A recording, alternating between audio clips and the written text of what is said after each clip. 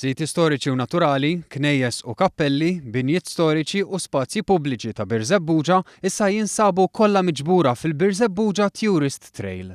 Proġett li tneda l-4 filgħodu u jinvolvi gwida sempliċi għat-turist imma anke għal-Malti biex ikun jista' jsegwi wirt sinjur li ħafna drabi ma natax l-importanza mistħoqqa. L-inizjattiva b'nefqa ta' 24,000 euro involvit il-kollaborazzjoni tal-Kunsill Lokali, l-Aqda Storja u Kultura Birzebbuġa u l-Fondazzjoni għall-Iżvilupp taż-Żoni Turistiċi.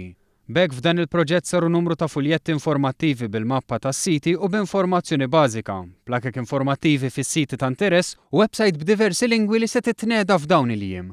Is-Sindku tal-lokal Kevin Barun innota li dan il-proġett se jagħti iktar ħajja lill-lokalità. Qabel it-turisti kien jaslu sa Ardalam u jitilqu jew Marsa Xlok jew lura minn fejn ġew.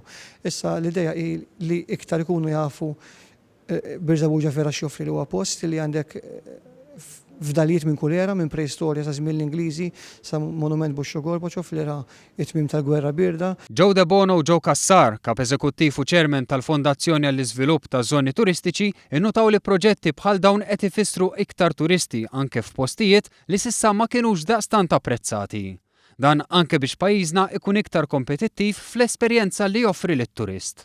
B'din tal-lum dal-proġett ħanollu il-livell ta' anke Birzebbuġa ħandaħluha iktar fiż-żona turistika u nippruvaw nillurjaw kemm nistgħu turisti lej Birzebbuġa. Il-Ministru Edward Zammitlu ispjega li b'inizjattivi bħal dawn pajjiżna qed jagħmel użu mill-valur mhux sfruttat ta' żoni mhux tradizzjonalment turistiċi u jtella' il-kwalità offruta.